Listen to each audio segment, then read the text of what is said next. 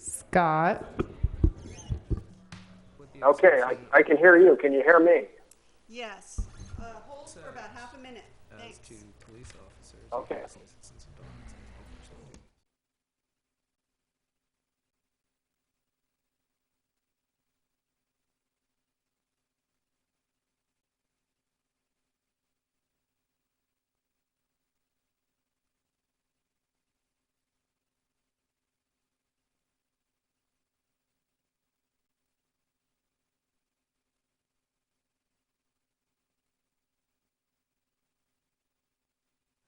It is 7:14 p.m. I'm calling to order the management of Emeryville as a services authority meeting.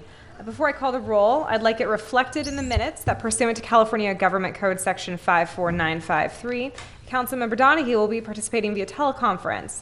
The location has been identified in the notice for this meeting. That's the yellow agenda. And following the roll call, we're going to confirm that he can hear us. So please call the roll. Councilmember Bouders? Here. Councilmember Donahue? Here. Councilmember Martinez? Here. Vice Mayor Pats? Here. And Mayor Medina. Here. Councilmember Donahue, can you confirm that you can hear us, have a copy of the agenda, and have posted the agenda properly at your location, which is publicly accessible? Yes. Great. Are there any members of the public present at your location? No. Okay. Can everyone else hear Member Donahue? Yes. Yes. Awesome. All right. Can we get an approval of the final agenda? So moved. Second. Get a motion from Member Martinez, a second from Vice Mayor Pats. Please call the roll. Councilmember Bouders? Aye. Councilmember Donahue? Aye. Councilmember Martinez? Aye. Vice Mayor Pats? Aye. And Mayor Medina. Aye. Any ex parte communications to report? All right. Seeing none. Any public comment No. for... Thank you, Scott. Any public comment for consent agenda or items not on this agenda? Mr. Carpio.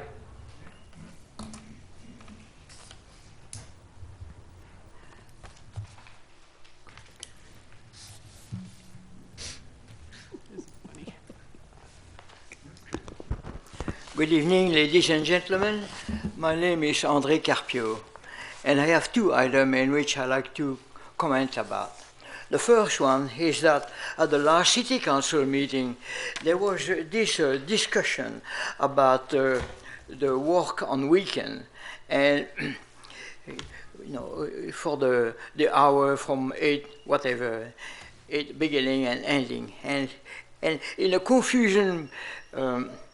Because I thought I hear too negative, and I understood that the people would be able to work on weekend. And then I found out later it wasn't so, that the weekend was excluded. And I'm disappointed because these people who wants to work on weekends, is their wages. And if they are willing to work, I don't think the council has any business to say you cannot work. I mean, it's easy to complain and say, oh, it makes noise and there is dust and paint and all that. I mean, this is a routine of people who complain all the time about the activity of the working man, and I'm upset about that. I've been victim of that, and although I said, thank you to Mr. Paz and Donahue about preventing people to work on weekend, I regret that. It's too bad. You cannot do that. You cannot mess around with the working man's schedule. If he wants to work, then let him work. That's it. Because it's only him. People who work in office, they can work anytime they want, day, night, weekend, and nobody come and complain about their clerking work. So that's one. The other thing here I see, $8,600 for paint, for artwork. That's nice, but I like to see what those work look like. I need to have an opinion on it. Not only me, I'm sure other people in the audience would like to voice their opinion, if it's ugly or whatever. Some of the painting have no taste. That's my opinion. So I like to voice that. Thank you. Any additional public comment for consent agenda or items not on this agenda? Nope, this is Mesa. Mason, okay, good. Okay, I'd like to request two things. One, the city place bulletin boards out in front of City Hall, like other city halls, Alameda, Berkeley, Oakland. These would be glass with a lock and key, so the city clerk could put notices out there to assist in the citizens being informed about the government's doings, what's happening inside this building. Other cities do it. It's super cheap, really easy to put up there, and it would go a long ways towards at least giving the impression that you guys are interested in transparency. So I request that. Further, I request if you could, back in that corner, where it seems to be the best place, maybe that corner, put a desk for enough for maybe 2 people to sit at, for those of us that have laptops that want to be able to use our laptops while the meeting's going on, for journalists, putatively for journalists, but open to everybody. Maybe in one of those 2 corners, a small table, so the people can sit at the table and work at the table during the meetings. Thank you very much. Okay. There's no additional public comment for this. We're gonna go on to the consent calendar. We have a motion for consent? I'll move the consent calendar. I'll second it. We've got a motion from Martinez, a second from myself. Please call the roll. Councilmember Bouders? Aye. Councilmember Donahue? Aye. Councilmember Martinez? Aye. Vice Mayor Pats? Aye. And Mayor Donahue? Medina. Thank you. Aye. All right, this meeting is adjourned. It's 7:20 p.m. I'm going to call to order the City of Emeryville as a successor agency to the Emeryville Redevelopment Agency. I don't think we need to call the roll. We're all still here, including Member Donahue. Any ex parte communications to report? No. Thank you. We need approval of the final agenda. So moved. Second. Got a motion from Member Batters, a second from Member Martinez. Please call the roll. Councilmember Bouders? Aye. Councilmember Donahue? Aye. Councilmember Martinez? Aye. Vice Mayor Pats? Aye. And Mayor Medina? Aye. Public comment for consent agenda or items not on this agenda? Blue one. All right, seeing none, we can move on to consent calendar. Move the consent calendar. Second. A motion from Vice Mayor Pats. We've got a second from Member Martinez. Please call the roll. Councilmember Bouders? Aye. Councilmember Donahue? Aye. Councilmember Martinez? Aye. Vice Mayor Pats? Aye. And Mayor Medina? Aye. Okay, this meeting is adjourned. It's 7:21 p.m. I'm going to call to order the regular city council meeting for the city of Emeryville. We're all still here. Can I get an approval of the final agenda? So moved. Second. We've got a motion from Vice Mayor Pats, a second from Member Batters. Please call the roll. Councilmember Bouders? Aye. Councilmember Donahue? Aye. Councilmember Martinez? Aye. Vice Mayor Pats? Aye. And Mayor Medina? Aye. I apologize. I had one job with the one caveat that we're going to end in memoriam for former council member and Mayor Dick Cassis. Literally your only job. Literally my only job tonight, and I messed it up. Do we need to call the roll again? I think we're okay. We're okay. Okay. I apologize, Mayor. Thank you. Yeah. We'll move on.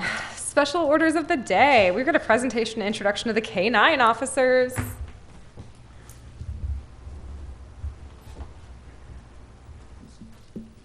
Thank you, Madam Mayor and council members. Tonight I'm going to introduce you to our 3 K-9 officers. If I could have Officer Lance Goodfellow, Officer Ross Burrell and Sid, Officer Goodfellow and Miro, and Officer Kyle Rice and Batty. So over here we have Officer Goodfellow and Miro. And here we have Officer Kyle Rice and Batty, and then Officer Russ Burrell and Sid. Miro is a 2-year-old German Shepherd born in the United States. Batty is a 23-year-old German Shepherd born in the Czech Republic. And Sid is a 1-year-old German Shepherd, and he was born in the U.S. So all of these officers Mayor, have had 160 hours of formal training in order to be certified as canine officers. They are trained in handler protection, which includes building searches, high-risk building entries, outdoor searches, high-risk vehicle apprehensions, and mutual aid helicopter training. They enjoy working patrol, protecting the community and protecting their handlers. And let's see what else. And they're looking forward to serving the community of Emeryville, keeping us safe and keeping their handlers safe. And so with that, I'm going to swear in our canines.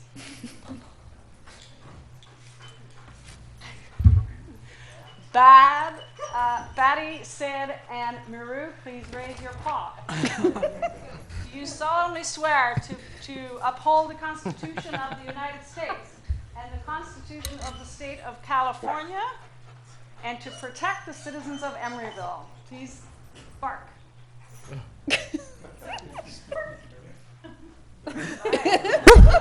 Yes. I now pronounce you canine officers for the city of Emeryville.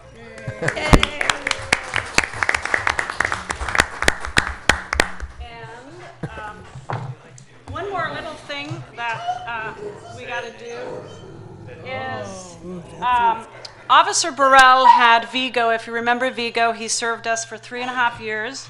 So Officer Burrell doesn't know we're doing this. This is a plaque in memory of Vigo. We all loved Vigo. He worked very hard, and we appreciate him. So this is yours as a thank you for taking such good care of him and protecting the city of Emeryville. So you get to take that. And here you go. Oh my God.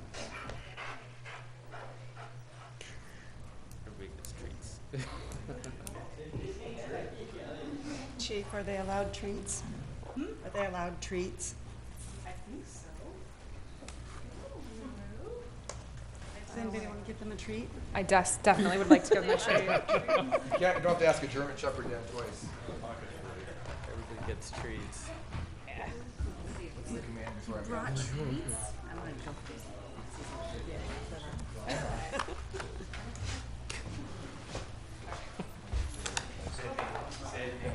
Political pressure.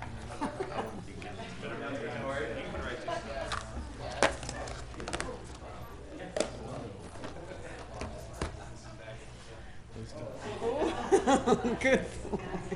I believe it.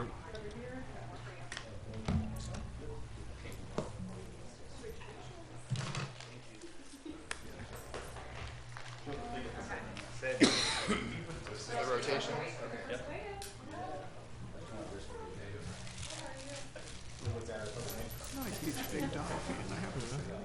No. I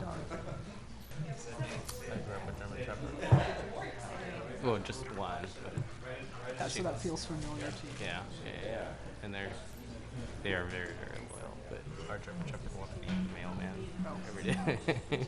We had wire hair fox terriers, so small little guys. Yeah. They shed like crazy.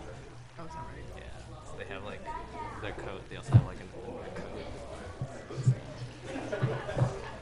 Oh, so that's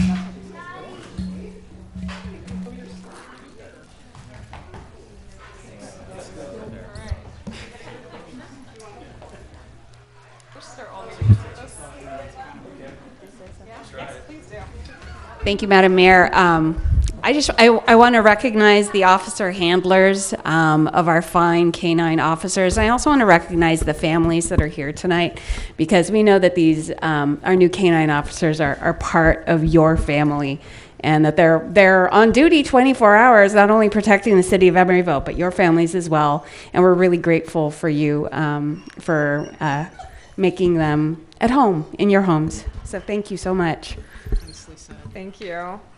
Yes. I would just add, I would echo what Councilmember Martinez said. Thank you to all the handlers and to the department. And as a 16-year now veteran as a German Shepherd dad, I just love that we have German Shepherds as our canine crew. So thank you.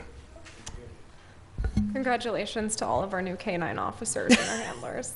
Welcome aboard, guys. So cute. Thank you so much. Yeah. Oh, please do. Do it for the gram. They seem really excited to be around each It's a other. Spread out group shot. Okay.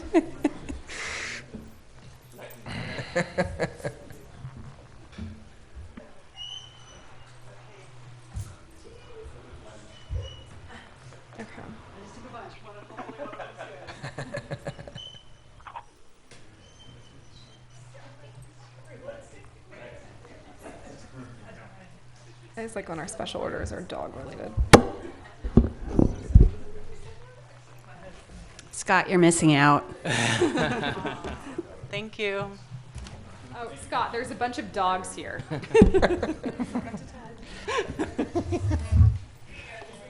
have been confused. Yeah.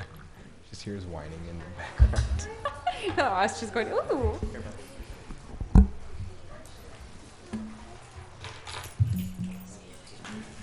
Have fun.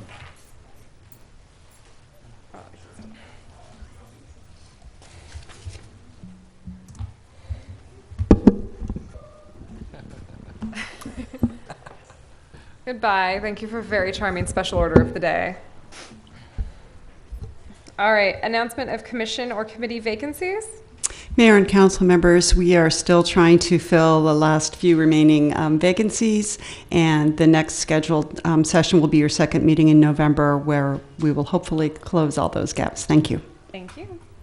Council member special announcements. Oh, there's one. Not a council member, just a K-9 officer. Or reports on meetings attended.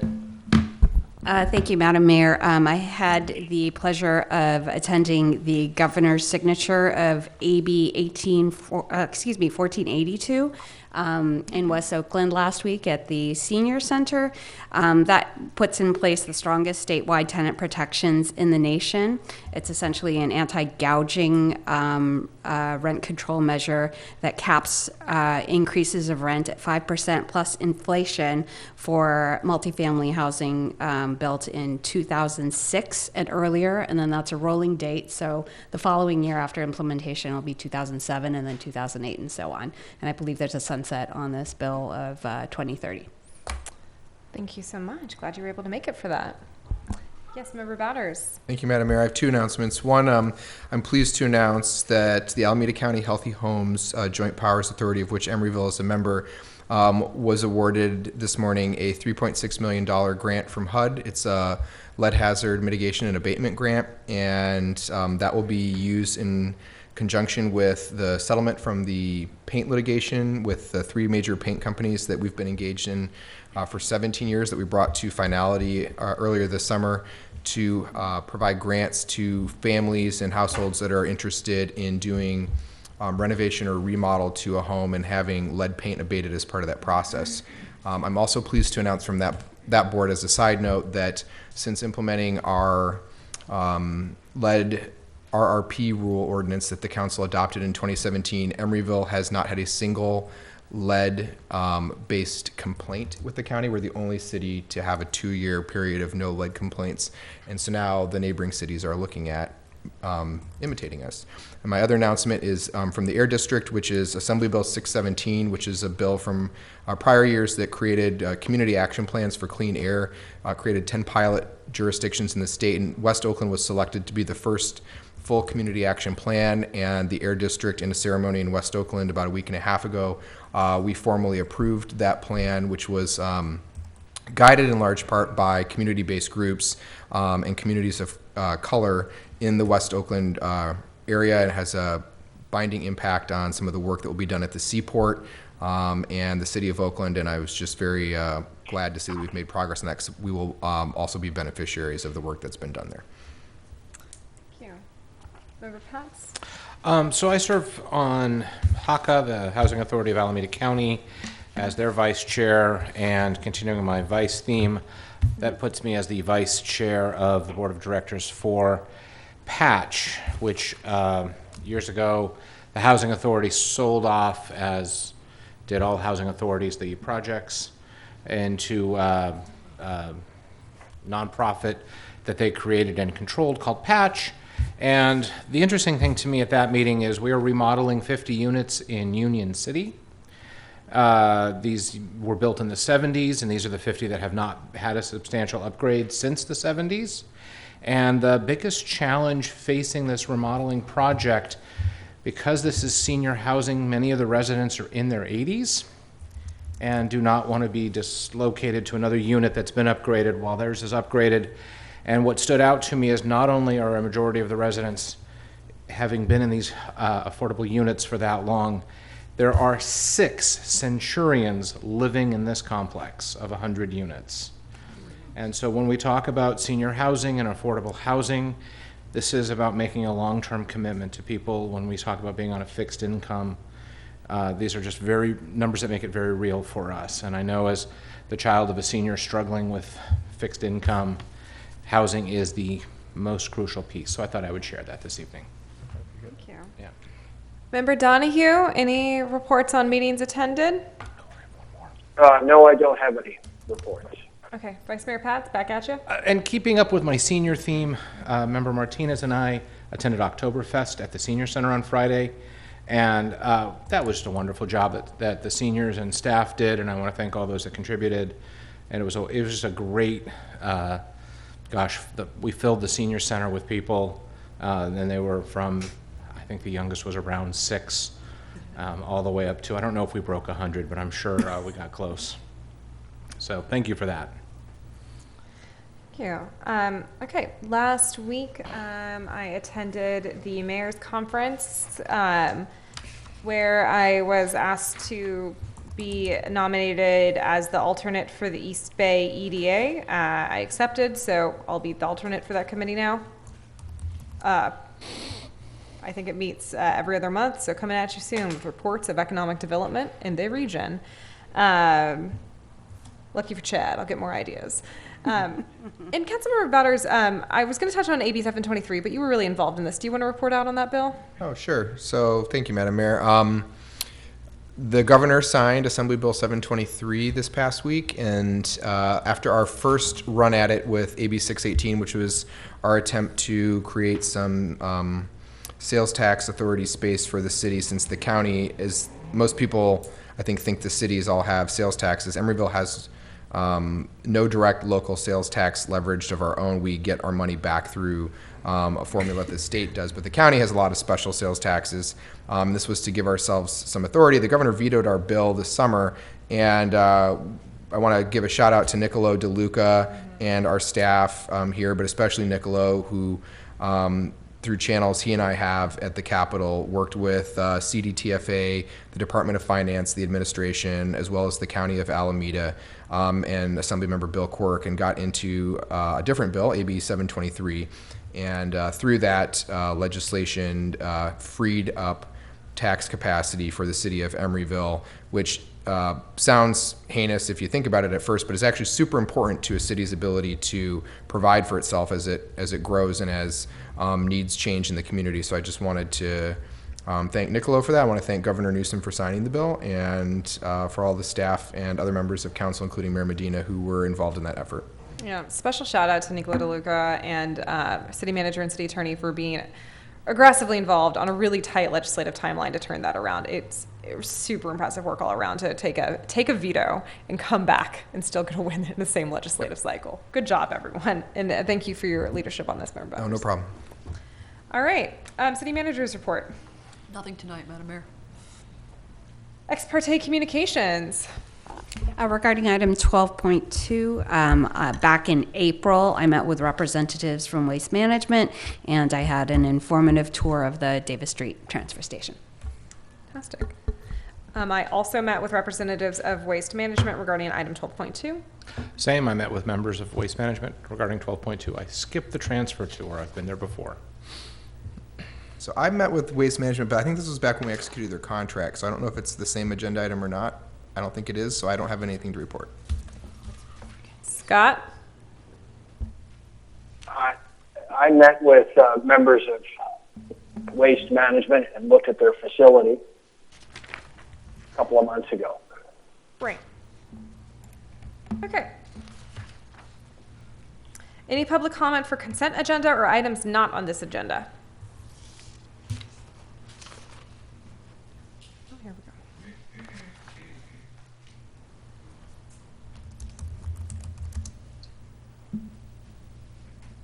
Okay, on the October 1st meeting, the staff brought to the five of you consideration of a noise ordinance waiver for Holiday Development Corporation. And what Holiday wanted to do was invade our quiet weekends with construction noise, because they said that they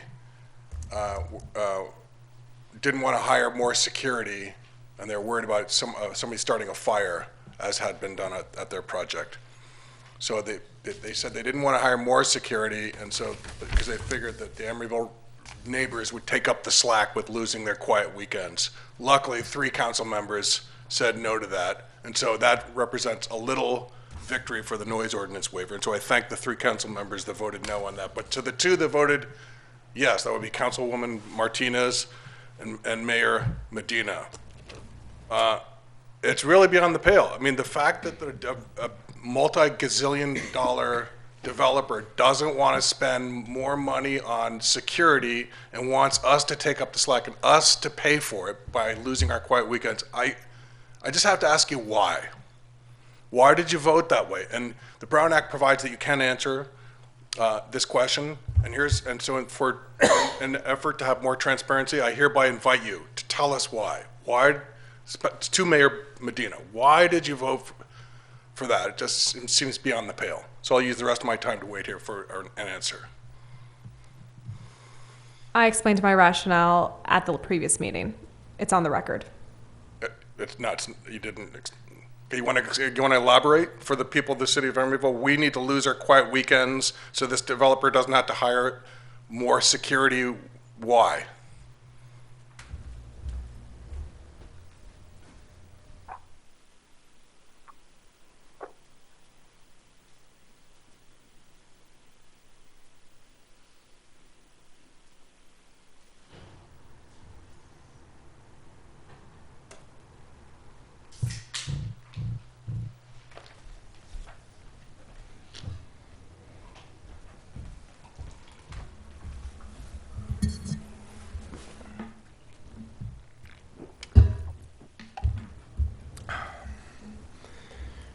Seems like a legitimate question to me. Apparently, it's not acceptable to the mayor. She doesn't feel like she needs to explain herself. I think we do deserve to have quiet weekends. That's why we put the noise ordinance in effect. And it's pretty reprehensible that we can't expect to have quiet weekends, and instead we have to bail out developers. Any additional public comment? Okay, let's move on. We're on the consent calendar now. We have a motion for consent? So moved. Oh, what? Don't forget to recuse. Oh, I'm sorry. We almost did this twice. I need to be recused from items 10.7, so if you could make a friendly amendment and approve just the first 6. I will accept that friendly amendment and go from 10.1 to 10.6. I will second the motion to approve 10.1 to 10.6. Please call the roll. Councilmember Bouders? Aye. Councilmember Donahue? Aye. Councilmember Martinez? Aye. Vice Mayor Pats? Aye. And Mayor Medina. Aye. Madam Mayor, can I be recused from item 10.7, please? Please go for it. And may I move 10.7? I'll second. Please call the roll. Councilmember Bouders is recused. Councilmember Donahue? Aye. Councilmember Martinez? Aye. Vice Mayor Pats? Aye. And Mayor Medina. Aye. All right. We're all back. On to 12.1, resolution of the City Council of the City of Emeryville approving the purchase of artwork for the city's annual purchase award program entitled Betty, Dave, Myra, and Ruth by Emeryville artist Susan Avila, with funding of up to $8,600 from the Public Art Fund for the purchase of installation of art. Good evening. Amber Evans, Community Development Coordinator for the City of Emeryville. I'm going to be here very briefly at the podium just for a moment to pull up the presentation and to introduce Regina Almagar. She is a consultant to the City of Emeryville, has been well past 2006 when the purchase award was initiated, and counseled us on a number of prior purchases and installation of other works. And this is her last year in that capacity. She'll be retiring with this work. And so tonight, perhaps we'll be celebrating our last purchase with her. And with that, I'd like to welcome her to the podium and to present to you the suggestion tonight. Good evening, Mayor Medina and members of the council. I'm happy to be here tonight to do this report with you. Let's see. Oh, okay.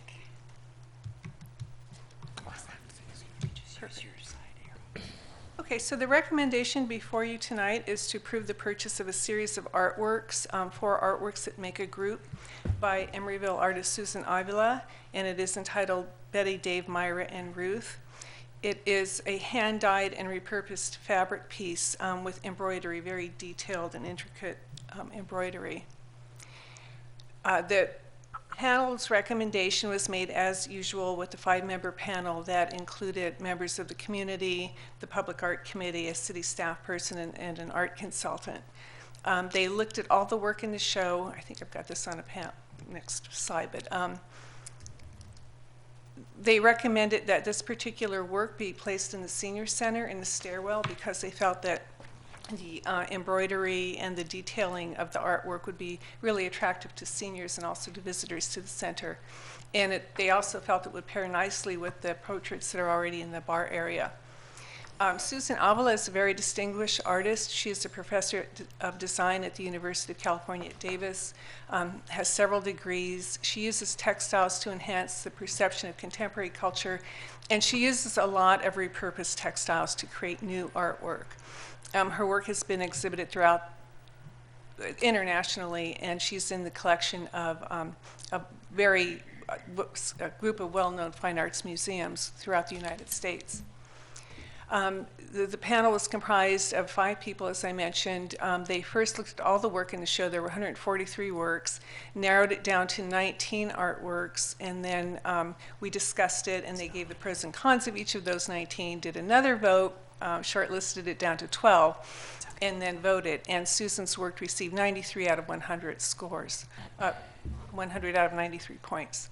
So they are recommending this for purchase. They also recommended as an alternate, for whatever reason, if Susan's work is not available, to select Mark Galt's work.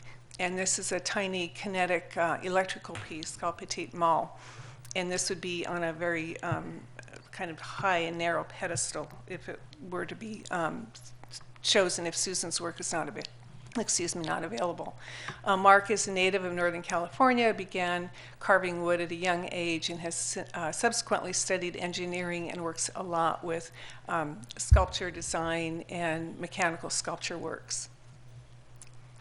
So the committee on October 3rd voted unanimously to select Susan's work with Mark's as the alternate. The budget for purchasing Susan's work is $5,600. We're estimating that the framing and installation will be around $3,000. We still have to talk to the artist about how to frame it and talk to an installer about the cost for doing the installation. Then we do a plaque, we do an artist reception, the administration. So the total budget available is $25,000, and out of that we expect probably to spend $15,000, give or take. So that is the presentation. Are there any questions about the artwork or the process? I do not have any. Member Donahue? Any questions? I love them both. They're both excellent. Oh, we're on clarifying questions. What was that question? We're on clarifying. Do you have any clarifying questions, Member Donahue? Oh, no clarifying questions. Okay, thank you. Okay, thank you. All right, any public comment on this item? Mr. Carpio?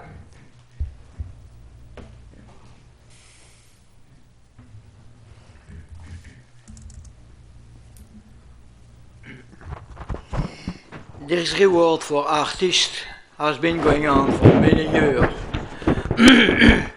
And none of those artists came into my rescue when the city trashed all my work. hundreds of tools, special tools has been made that anybody could say is work, is engineering work. Of course, you don't know nothing about it. And why you should know something about this art there. I don't think this is worth anything. This is my taxpayers' money. I have paid tax on this city for 50 years, and we have maybe a small fraction of my taxes that goes to give to these artists. If these artists claim that it worth their worth, then they should sell it to the general public. But I refuse to accept that the city pay a dime for it. Thank you. Any other public comment on this item? All right. Let's move it on to discussion. Member Donahue, as the only artist on this council, or only, I guess, I'm not going to assume things, so professional artist on this council, I'd love for you to kick us off in this discussion. You're an artist. Okay, I think the Susan Avala's work really is of significant quality. It's the kind of work, if you just see it reproduced, it's not the same as appreciating it in 3 dimensions. It has multiple materials in how it's made. It should be walked by it side to side, properly perceive it.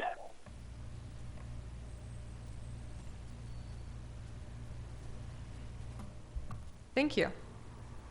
All right. Vice Mayor Pats? I got nothing. Member Martinez? Thank you, Mayor. I've been on this end of this process many times, and I have to say that I've always been very impressed with the work of the committee, the selection committee. I think these are really great choices, and I look forward to seeing Betty, Dave, Myra, and Ruth in the senior center. I will say that my 6-year-old prefers the Galt piece because it's kinetic in nature, but I think the winning piece is really phenomenal. Thank you. Member Bowders? I just would echo my prior colleagues' comments. Yeah, my only comment is that I really regret not being able to attend the opening night, but I can't wait to see this piece in person because it looks phenomenal. And it's time. Member Donahue, would you like to make a motion? Member Donahue, do you want to make a motion? Yeah, I move that we purchase both works. Mark Galt's work is, I think, so suitable for somewhere in our city hall. And the price is so reasonable that we should get it, as well as Susan Avala's artwork. So that's what I move we do. So, Member Donahue, I would like to, I really appreciate your interest in both pieces and your support for both those artists. And I want to just echo the committee finding an alternate for us was a great decision to give us those choices. I think at this point, what's before us, though, is there's a budget for one purchase, and we have the pricing on that first purchase at this time. So what I'd like to suggest, Member Donahue, is that we make a motion perhaps to purchase the Betty, Dave, Myra, and Ruth piece, and then perhaps you and the Public Art Committee can work with staff to discuss whether or not bringing a second item back in the future is suitable. Is that okay with you? Let me understand you correctly. You're saying that you recommend we go ahead with Susan Avala's artwork. Yes, now. yes. Go ahead with that now, and then I think perhaps you, as the liaison to the Public Art Committee, could have a further conversation with staff about the second piece and the elements that would go into making a purchase for that, because I don't think we anticipated making two tonight. The proposal is to select one or the other, but it seems there's unanimity among us to purchase Susan's piece, and so I'd like to support your motion if you'd amend it to make that recommendation tonight. Okay, I will do that. Okay, I will second Member Donahue's motion. Please call the roll.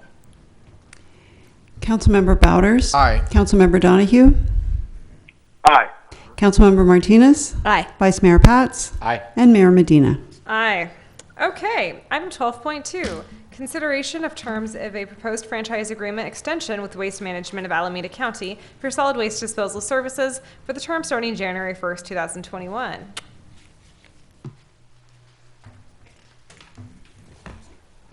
Hi, good evening, Madam Mayor and members of council, both present and present by voice.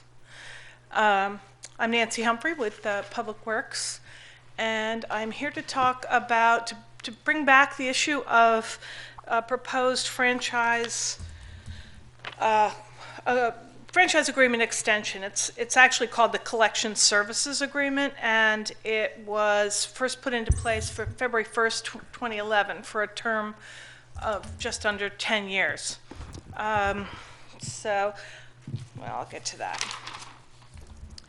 The existing franchise agreement expires next December 31st, 2020. It includes a provision allowing up to 2 5-year extensions. So we came to you in March of this year to get approval to move forward with an offer of an extension, and you granted that, you authorized that. And we have since been working with Waste Management to agree on terms for the extension. The proposed terms that we have landed on, these is just the business terms. If you approve today, we'll be back with the actual amendment or extension agreement. The proposed revised terms are a one-time rate adjustment at the beginning of the extension period, modifications to the annually applied refuse rate index, which is the RRI, and I'll go into a little more detail on that in a minute, the addition of a contamination notification process and fees for repeated incidents, and that's contamination of either or both of the recycling stream and the compostable stream. New tasks related to compliance with SB 1383, which is the short-lived climate pollutants bill that is currently being worked on, and the extension of the agreement for 10 years, essentially both 5-year extensions.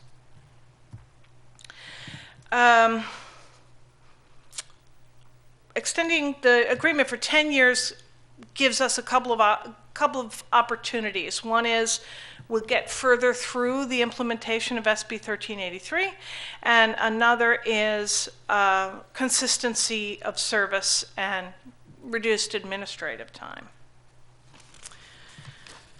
Oh, what did I do? You're there. So the one-time rate adjustment, that's the first thing. So what we have found, we had HF&H, with a firm called HF&H, review the contract and the performance of the contract to date.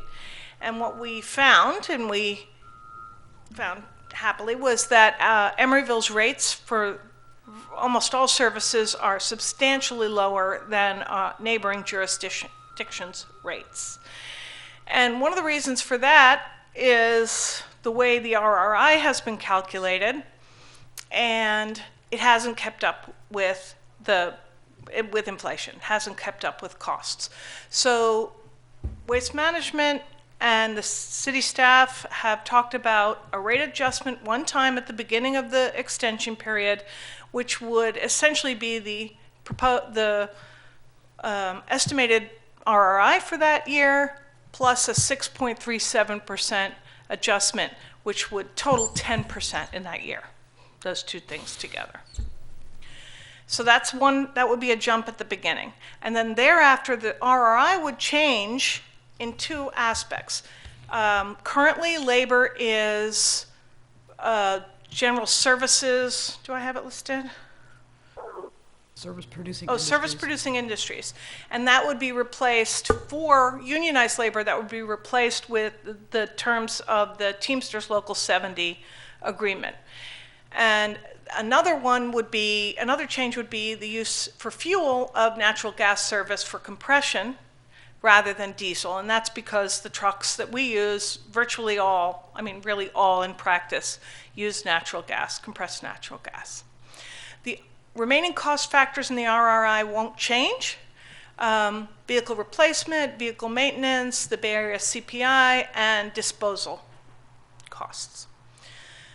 The proposed terms would result in an approximate 3.9% annual increase to customers. That's 39% over 10 years. At the end of the contract period, the rate for single-family customers is estimated to still be lower than the current rates of our neighboring jurisdictions.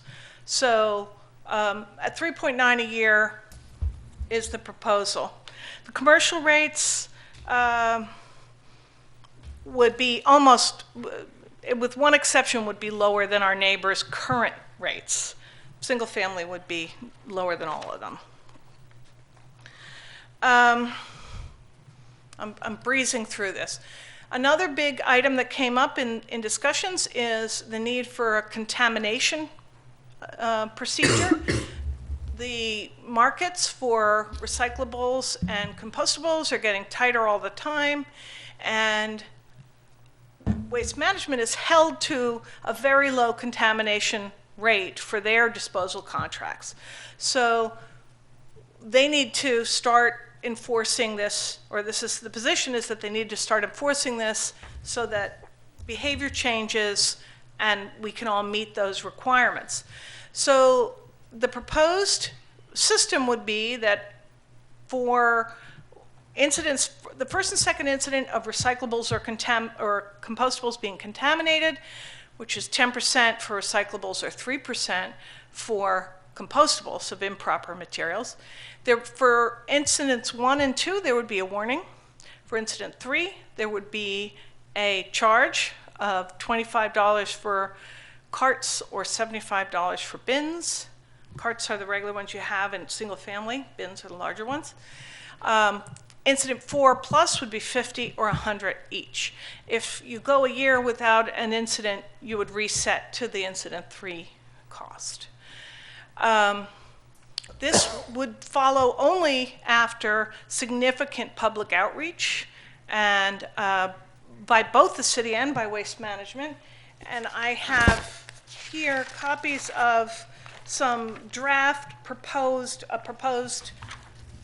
postcard that might go out as a public education item, and an example of language that would be in a letter to somebody who would get a contamination notice. If I could just emphasize with respect to these handouts, these are not intended to be the language that we would use necessarily, because as you'll see, the rates are different. It's the first incident is a warning, second is a charge. That's not the agreement we've reached with Waste Management. So these are samples of what we'll be working on with them as a public education campaign. But we wanted to be able to provide you something tonight. All right, the other big issue that's coming on for all of us now is this SB 1383, which is called short-lived climate pollutants, and the regulations are not yet complete.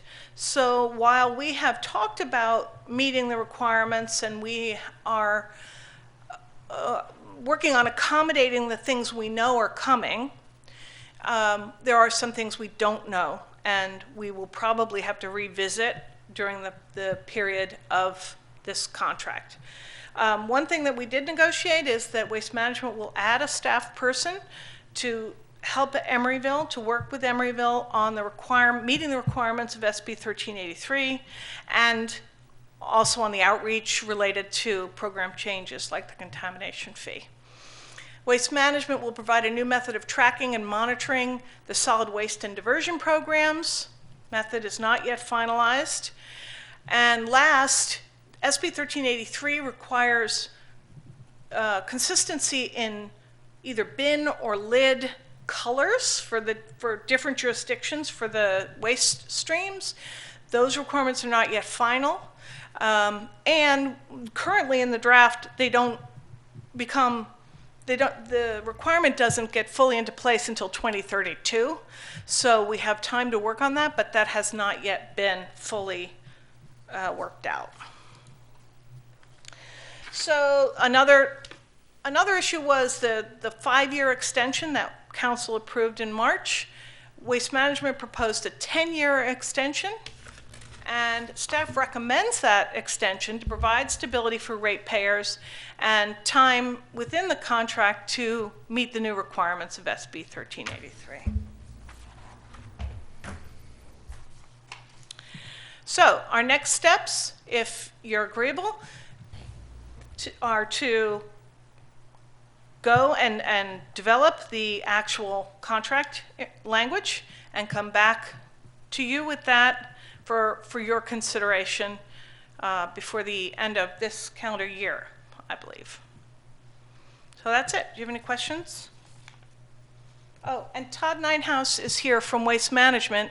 He's got a speaker card in, but so he's here to answer questions as well. Great. Any clarifying questions? Yes, Member Martinez. Thank you. I have a few questions. One is about the notification process. Is that, do we begin working on what the notification will look like after we get this contract done, I assume?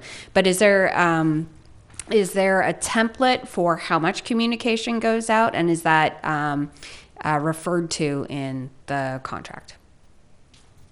We haven't worked out the specifics of how many touches there will be. We have agreed that there will be a robust outreach, but it isn't quantified. And then, and whose lap is it in? Does Waste Management do it? Does the city do it? Do we do it hand in hand? Do we each produce a mailer? We do it hand in hand. We have, as part of our contract, a public education budget. Mm-hmm. And so they have graphic designers, and we work with them, and they produce pieces at our direction, and they can send them out. And in addition to that, I would say that the city would also do outreach in terms of contacting HOAs or business associations or other organizations that we have relationships with, and in doing outreach at any public meeting that we can manage to sneak some in. And then how do we quantify the contractual outreach on behalf of Waste Management? Is it just budgeted? Is it just, please create a mailer of this type and this size? It's budgeted. So we have a set amount of money in the contract that we can use for this, and we haven't used it up. I mean, I think it's sufficient.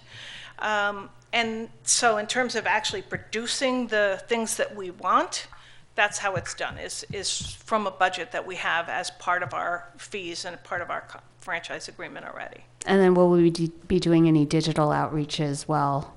Yeah, so that's another piece that the city would do. Okay. And then my next question is, so this is just a draft. Staff will come back to us, I assume, with the right materials and the right language at some point down the line? Do you want to see those? I do.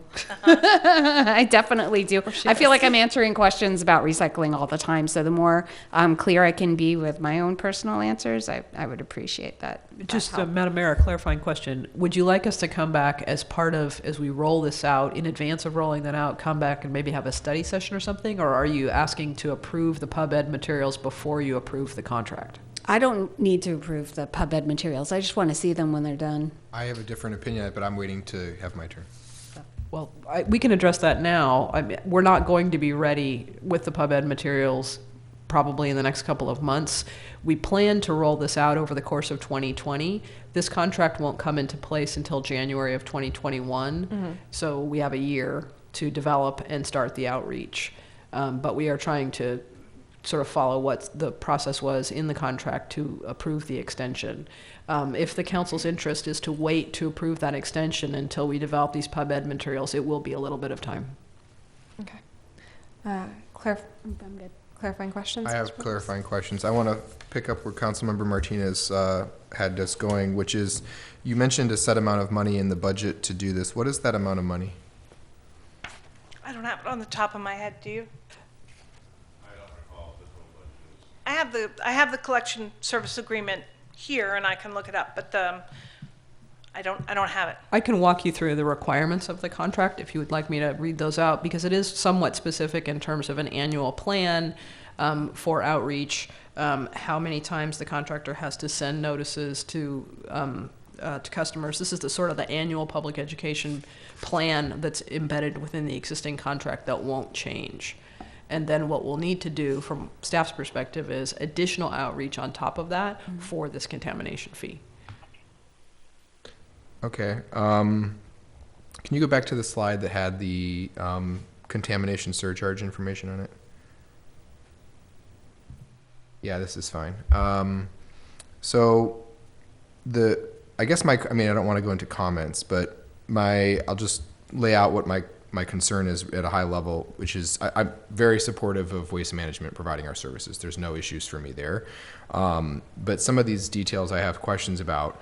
The significant public information education, you said robust, and this wasn't you previously, but staff previously promised us robust outreach with the smoking pollution control ordinance, and it never materialized. So I don't take it at face value when we say there will be robust anything that will do outreach, because I get a smoking pollution inquiry weekly, so we haven't done that job. So that's why I want to see what the budget is for this. I want to know how much money is going to be spent. I want to know what we're doing to inform people, because as soon as people start getting, and I understand Waste Management upstream having this issue of having to separate to avoid contamination, but I can tell you, just reading the very first thing, keep your recycling containers clear of contamination, does not communicate to the layperson what that means, right? And so from the very first image of this, I would want to have a lot of say and feedback based on what my experience is with people telling us how the information we give them doesn't make sense to them. And I think we have not, I know this is in draft, so I'm not criticizing it, but I would like to see the budget on this. I would like to know the timeline. I heard just a little bit of it right there in terms of when the agreement would not take effect for another year plus, essentially, so there's time to do that. But how that public outreach is going to be engaged, and when you think of a city that is 70% tenant, and you have a lot of people, depending on the type of housing they live in, some tenants are responsible for their own trash under leases. And so we're looking at different groups of people in our community who are going to perhaps miss these kinds of notices. It's the same thing I think we've experienced with the landlord tenant protection ordinance. We put a requirement in that ordinance to require landlords to literally give this as an addendum to their lease, that information. So I think thinking about how we make sure everyone gets this information, because if we're just doing it annually or semi-annually, we will miss people, and it is possible to have contamination, multiple offenses of it within some period of time if it's not monitored, okay? So I think for me, this is speaking to a bunch of my questions, which I'm not going to launch all on you right now, but I want to just give you as a high level. For me, the big thing was the public outreach and the timeline for that, what it looks like, how much money is going to be spent on it, who is contributing to it, and when we get to see it. Those are necessary things for me. Any other clarifying questions? I'll save mine for After the jump? Okay. We'll open this up for public comment. I have a speaker card here from Todd Ninehouse. Madam Mayor, members of council, my name's Todd Ninehouse. I'm the Senior District Manager for Waste Management. I appreciate you taking the time for consideration for the extension of the franchise agreement. Just a few things in regards to the contamination outreach.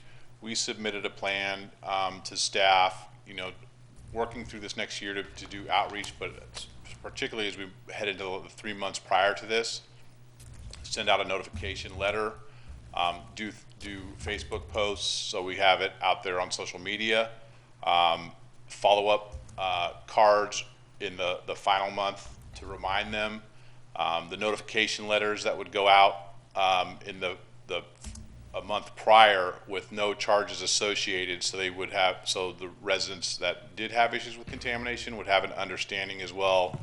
They're getting these letters saying, hey, here's the stuff, it's going to go live next month.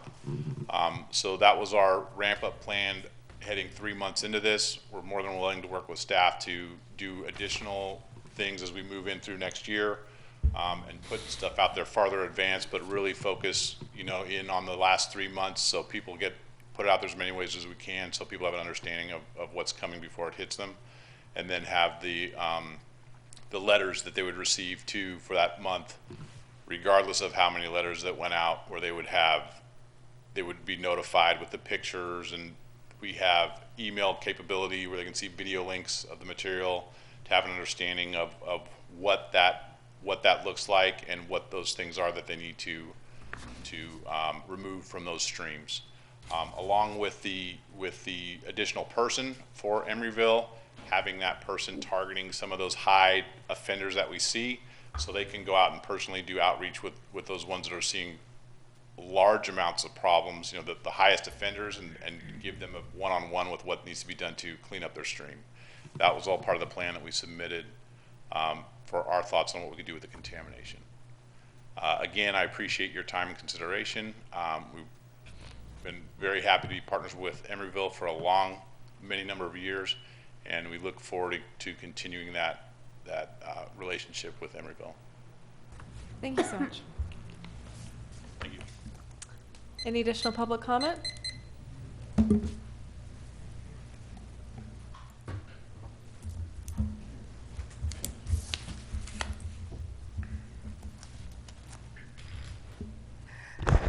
I haven't heard a word about how much all that costs the city in terms of dollar and cents.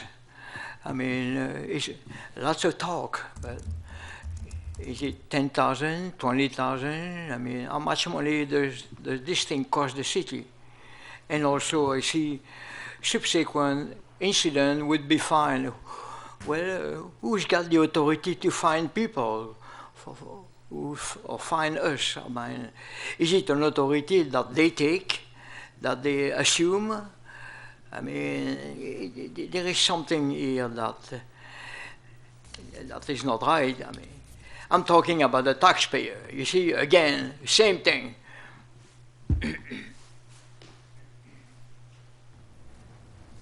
Thank you. Any additional public comment on this item? All right. If not, I'm going to open it for discussion. I'm going to start us off with Member Martinez, who definitely knows the most about waste streams. Thank you, Mayor Medina. I just wanted to start off with just a reminder to my colleagues on what SB 1383, the short-lived contaminants, getting those out of our waste stream. It's essentially focused on getting organics out of landfill, and that causes methane to be released into the air, which has a much greater impact than carbon and other greenhouse gases. Although they, for a short amount of time, I think it's like 20 years. But there are a lot of implications with that moving down the road, and so I wanted to show some appreciation for staff for looking at this contract with 1383 coming on the horizon. I think that the staff recommendation is a good one. I think that we have a good contract with Waste Management, and aside from the contamination surcharge, which is a new thing, I think that this is a favorable deal for the residents and ratepayers of Emeryville, and I think we should move forward with the staff recommendation. I do want to keep a close eye on the contamination surcharge fee and how it's rolled out, and especially how it's communicated, so that we can give our ratepayers most clear information on how to avoid these penalties. I also wanted to highlight for my colleagues that the account at the Emeryville, the ECCL campus, is paid for by us. So I think it's in our interest to collaborate with the school district to get some buy-in from the district to make sure that all of the efforts that the city has been putting in to make sure that our waste streams are clean and clear, that our colleagues on the school district side are helping us maintain and improve those streams, because it's only going to get more strict with 1383 coming into play. Okay. Vice Mayor Pats? So I want to echo a lot of the things that have been said in the questions. I agree. I think the information packet is really important. And I just want to suggest to staff, as we go down this process, we have a high turnover, and the more we can bundle this into a single packet that we're able to give multiple copies of to large groups, cover smoking. If you give 20 flyers, you get no response. If you give one welcome folder that hits the highlights, and on that end, I would also like to see us as we do this, and this is just a personal bias, I'd like to talk very clearly about reducing waste first and foremost, and then if you have to recycle, I think in the next 5 years, we're going to see recycling of single-use plastics and other things just not actually happening, which I don't think it is now either. And then finally, I want to echo all the concerns around the fees and even what Mr. Carpio was saying. I think, I don't remember if the city manager brought it up.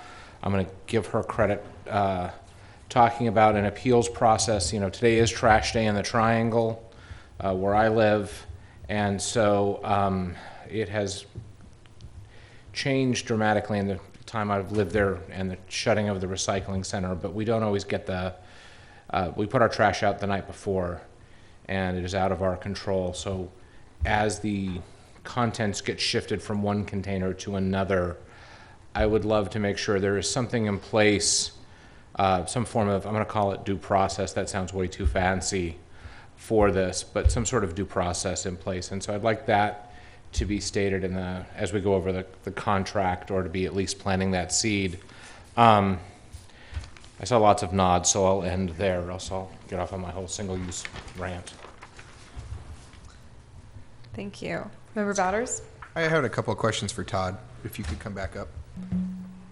I agree with a lot of things that Vice Mayor just said, and I wanted to just ask you a couple things. So, to the point about, people, it's trash day in Park Avenue as well, and so if people move stuff, and I've seen people dump whole bins of things on the street, and sometimes they pick them all back up and put them in after they find what they want, sometimes they don't. I have neighbors who have varying levels of success at sorting streams. My questions are this: Are we doing this anywhere right now? Are we doing this, Waste Management? Like Waste Management, sorry. Are you implementing this plan exactly as you're doing it right now somewhere else? So we have for the commercial, the bins, we have rolled out in this area and all of our open market recycling stream, which we have currently in the city of San Ramon and the city of Oakland. For residential, the process is currently in a pilot in one of our other cities, and we're working through that pilot piece. And in the city of Woodland is where that pilot's going. In Southern California? No, that's YOLO. Up by Woodland, and okay, yeah. There's a Woodland Hills or something. Yeah, that's okay. the Hills. That's the Hills one. Okay, because my questions are this: I want to jump off of something he said, which is, what's the likelihood that people get, they go into this process where, let's say, they have a contamination issue, right? That people stop recycling or composting and just put everything in trash. Because I didn't see anywhere, none of this is about trash. It's all about recycling and compost. So my concern is that everyone just starts using trash. And it all goes to the landfill. Well, the goal is to make sure that we put the right things in the right streams, right? So right now, with the recycling, we're collecting the material out of the recycle stream. We have a very low tolerance with China Sword as far as what they're accepting. They basically shut it off to no contamination in China, right? So the material needs to be clean, or it won't get recycled. I mean, then if we have stuff that's contaminated, you put contamination into the recycled container. If you have wet materials, it contaminates the paper then becomes unmarketable. So ultimately, we do run the risk of having materials in the recycle stream or in the compost stream that, if it's not clean materials, that we can't then market the material as recycling. We can't make a product for compost that is OMRI certified that we are able to sell. That's if we don't have markets for those things, then all those efforts become very difficult to actually get that recycling to go to the right place. Do you want to add on something real No, quick? I just want to clarify. I think what he's saying is that Opposite. what's to stop people from putting all the recyclables and organics into the landfill cart? That's one of my two questions is if you could, so let's say I'm a consumer in a residential property and I get my first two notices and you do the education components and I just don't get it, right? Or I'm doing things like I'm putting stuff in and it's wet, and it's wet. Maybe it's wet because it rained, but I leave my trash bin open or whatever, but I get noticed for one reason or another. We can have a due process or whatever, but I just determined for one reason or another, this is going to be a headache to me, right? As the residential consumer, I don't want to deal with waste management anymore. Is there a penalty for me putting everything in my trash bin? No, great. I'll take a 32-gallon trash container. I'm going to just stop recycling. I'm going to stop composting because those are a headache for me.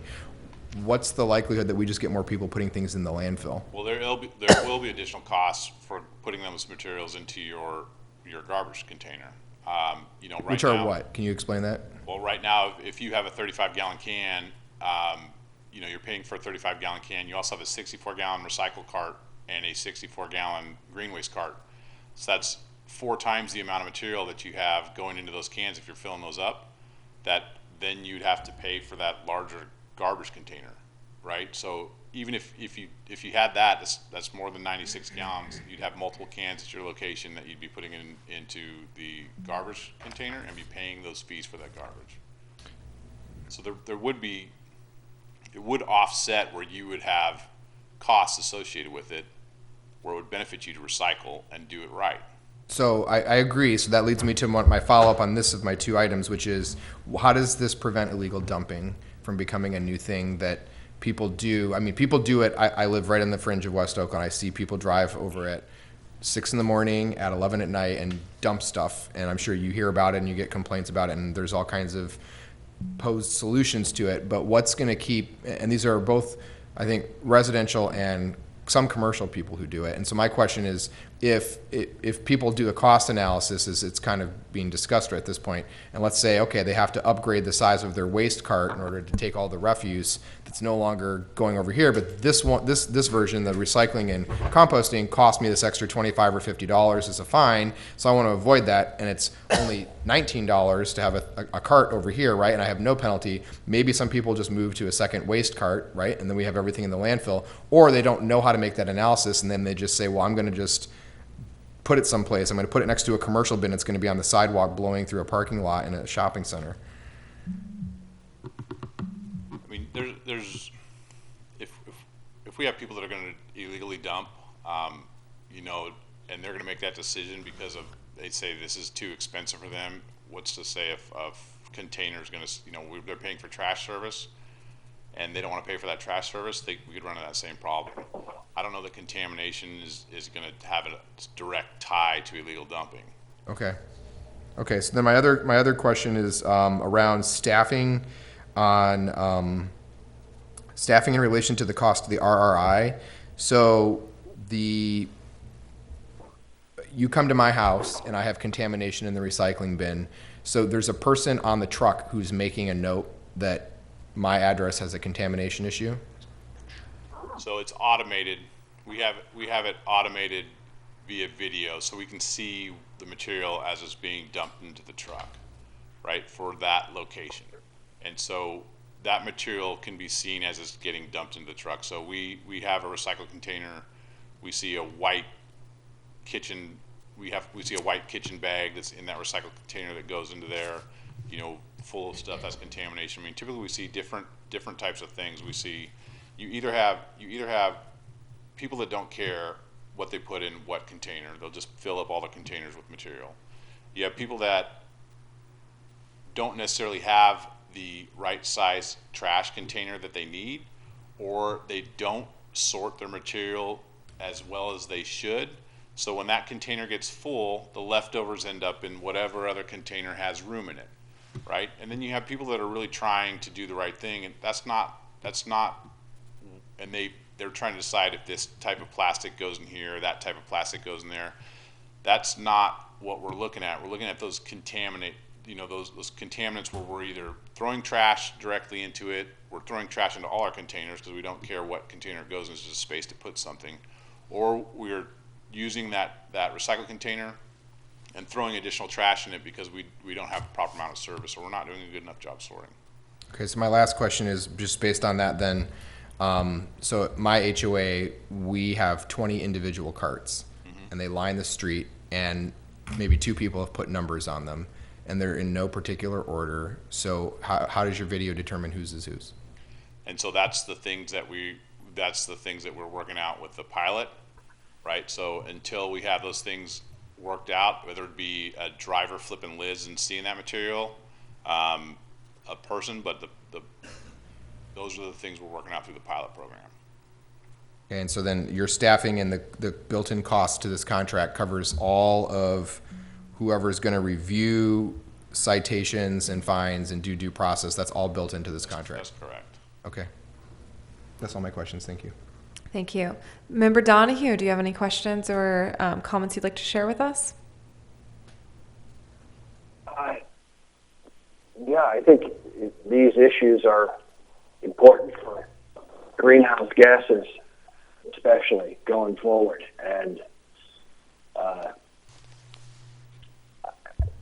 I'm impressed with the facilities at Waste Management to deal with the contamination. Yes, it costs more money, but they're doing right by the actual results that they're producing.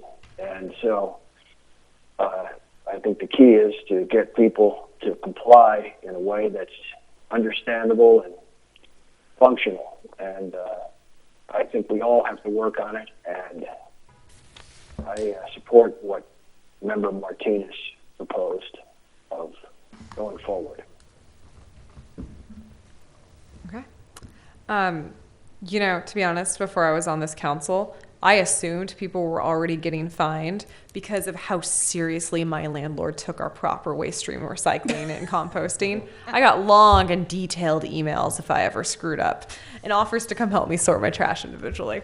So I was really surprised to learn we weren't already doing this. But I guess my situation was unique. I understand that a lot of people don't grow up going to elementary school in Davis like I did, where we are taught how to put the earthworms in the compost bin and everything. And so this is going to be a really big public education piece. And I appreciate the difficulties in front of us with that, but I do see the clear need for it. We get great service with this contract. I'm fully in support of continuing it for the full term. Comparatively to our other neighbors, we're getting a great deal. The Piedmont thing still cracks me up that they pay $80 for butler service, basically. But I think we're really lucky that on this council we have someone who is an actual expert at getting people to sort their waste. Small people.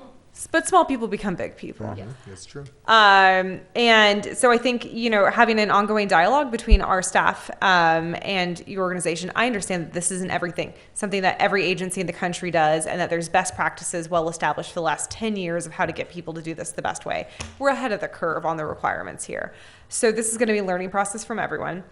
The one thing I would note that hasn't already been brought up, because I really agree with a lot of comments from my colleagues about the outreach, is that I think we need to ensure that there are multilingual materials available for households that need that. It's going to be incredibly important to have culturally sensitive outreach as well, and make sure that people can understand the notices that they're getting. And so I don't know if there's a way to cross-check that with the voter file, or how the best way to determine the language needs of households, or if you already have that information. But I just want to flag that that's going to be crucial for making sure people understand the first warnings. So yeah, I'm really in support of this contract moving forward. I think we're going to probably want to hear back about these materials once they get developed, but I'm happy to move forward right now. Do you need us to make a motion to consider? It's a staff report. Give us direction to prepare a contract amendment consistent with these terms. That's basically what we're looking for. Yeah, I'm happy to move to direct you to prepare a contract amendment with these terms. Second. Great. We have a motion from myself and a second from Member Martinez. Please call the roll. Councilmember Bowders? Aye. Councilmember Donahue? Aye. Councilmember Martinez? Aye. Vice Mayor Pats. Aye. And Mayor Medina. Aye. Thank you very much. Madam Mayor, can I ask one thing? Yeah. I'd just like to ask that it not be put on consent when it's prepared, because I would like to discuss it again. Absolutely, and we'll try to include as much information in response to the questions that have been raised by the council tonight as possible. Likely would be the December 3rd meeting, so that the full council can be here for the vote. Okay. Just as, and with your grace, Madam Mayor, I would just like to say Waste Management does a fantastic job, but the thing that really sits in my craw about this process is that we are putting the onus, not Waste Management or the city, but society is putting the onus on the consumer, and we punish consumers for not recycling, and we don't do anything about the large corporations that create excess amounts of waste that puts us in the predicament we're in to begin with. Yeah. You're speaking specifically of all the overpackaging and Packaging, plastic company, oil and gas companies, they all are in cahoots on this, and there are fake environmental organizations that masquerade in the Capitol as environmental groups that are paid for by large oil manufacturing companies that build and make plastics, or most people don't realize plastics are made with oil. And so this is a problem that needs to be regulated at a higher level to reduce the types of problems we have where we don't have a market to sell it to China anymore, and we have people having to go through staff time and all this stuff, excruciating detail, and just the amount of waste I see in the waterways, all the time I spend with staff and environmental doing work on the shoreline. It's just disgusting to me that we don't better regulate people who, and corporations in particular, who have the ability to make changes. I want to hear that, and also say I just am aghast that our solution to our overconsumption problem is that we export our waste. Yeah. Just that's, since we're going there, I'm going to go there. Yep, I agree with you. So I'll just shine one piece of light on this, which is, and Todd, you can correct me if I'm wrong, but I believe in Alameda County we have found markets for all of our recyclables there. We don't have any bales that are just sitting there and ending up in landfill. Just so you know, we're doing a good job. We're the And so folks need to continue to recycle, even with all the National Sword awful news that's coming out. We need to continue these good habits because markets could change, and hopefully California will see investment in local recycling facilities, you know, for the time being that we are continuing to produce plastics. But I'm ready to cut the cord on all of it. I just wanted to note, I thought it was funny that Councilmember Martinez proposed the partnership with the school and the work that's being done at the ECCL, when essentially what she didn't tell everybody is that the sorting system that the city provides is Councilmember Martinez. So you voters and taxpayers don't realize it, but you get a lot more than you bargained for when you elected her, because she is a sorting and waste stream management machine, and thank you for all your work. No, thank you. We also get CalRecycle funds with which we have hired a consultant who has written 2 grants for us. So she's making more money than we spend on her, so we can get fellows in and increase the programming so kids can learn and how to, and they are emphasizing zero waste because that is what the grants require. So just so you know, what our kids are learning, zero waste first, then reduce, reuse, recycle. Yeah, perhaps we just put Councilmember Martinez's cell number on these notices, because I have personally texted her when I don't know where something Do we all do this? Do we all? Yeah, I got an Everlane package, and it's supposed to be like all organic friendly, and I was like, I don't think this is actually compostable, even though it says it is. But do you know who would definitely know? Councilmember Martinez. When I Bioplastics are a lie. I hope she texts you guys back just simply the phrase, "Let me Google that for you." She no. No. No, No, it's a concierge service. So millennial of is, y'all. Yeah, as a Gen Xer, I take offense to that. But I think I once had, when I replaced all the carbon monoxide detectors in my house because they all just kept randomly going off and my dog was going crazy, I think I texted her. I was like, where did I recycle these things? And like 10 minutes later, she was like, here are your options. I was like, it's like, you're not paid enough to provide all the resources you provide to me on waste management. Actually, I'm gonna put it out there. A texting bot to have as a resource is not the worst idea. If somebody doesn't know what to do with something, and have like an AI texting bot, would not, for your younger consumers, we have a high degree of renters. This is how I interact with the world. I'm not gonna call someone. I'd just prefer to text a picture and get an answer texted back to me. I'll bring that back to Stop Waste, because we're actually working on an app. We have a website called recycleware.com or .org, but there's actually like a newer version that's being developed as an app and a website. But I will a text Should be a bot. Snapchat filter that's a that good like idea. says compost, recycling, trash. That would save the future. Yeah. I Thank just you. check my Funk and Wagnalls and tells me everything I need to know. Don't know what that means. Y'all with your texting apps. It wasn't for you. That was for the audience who got it. Thank you. You probably don't get this much feedback at most council meetings about your like composting. He's sitting here. He's just like, when can I leave? Now, run. You We're can done go, Todd. with your item. Thank You're you so done. much. Thanks Thanks you. for coming. And if anyone hasn't seen the SNL Oscar the Grouch Joker parody, Oh my God, it's brilliant. sorry, can't stop Brilliant. thinking about it, especially during that presentation. Okay, 12.3, resolution of the City Council of the amending the membership composition of the Parks and Recreation Committee and amending the 2019-20 local roster of boards, commissions, and committees accordingly. Mayor and council members, just briefly, in an ongoing effort to keep our seats filled on commissions and committees, we have changed the makeup of several of them, and most recently we've gotten a recommendation, Parks and Recreation.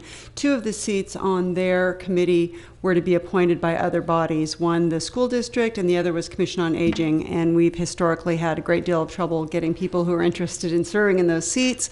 So they would like to change those to be community members, which is defined as somebody who lives or works in Emeryville. So that's the recommendation they've made for your decision.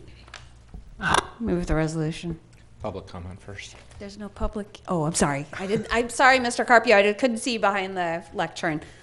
Let's real quickly call for public comment. Any public comment on this item? Seeing none. Member Martinez. Move the resolution. Can I make an amendment to that since we're going so quickly? Really? Okay.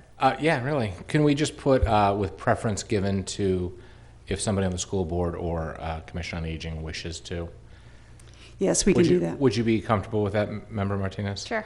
Like they've applied it directly, you mean? If they apply, that gives them priority.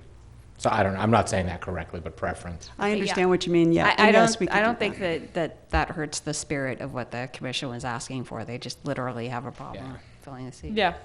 I have hope. Can I just ask for a clarification? Because it's a great idea. I just want to ask how it plays out in the sense, let's say the 4 of us apply and there's a school board member here, but when we get to appointing, we don't think that person's the most qualified, perhaps. So what do we do as a practical matter? Does that mean that person gets it? I'm looking at the city clerk here who gave me a knowing nod that understands how this works. So I'll let you explain it. If not, I'll get myself in trouble. Thanks. All it would mean is that on their application materials that you would receive, it would indicate that they were being recommended by the school district. So you would have that knowledge in making your decision, but I don't think that it would give them the preference for the appointment. It would just be that you know that that's one of their Perfect. qualifications. If I see. So it does not give them a preference against Yes. other applicants. It is a qualification. It's an additional qualification they can mark for themselves. Yes. So if we put it that way in the motion, I get it now. An That additional makes sense. qualification. Okay. Yeah. Accepted. Not I don't like preference, but I like the qualification marker. Okay. So that's your motion? Yes. Do you want to take that one? That was your I'll go in second with that caveat. Please call the roll. Councilmember Bouders? Aye. Councilmember Donahue? Aye. Councilmember Martinez? Aye. Vice Mayor Pats? Aye. And Mayor Medina. Aye. Okay. Department head reports. Crickets. Just that face? Okay. Second. All right. Future agenda item requests from council members. I have a very big one.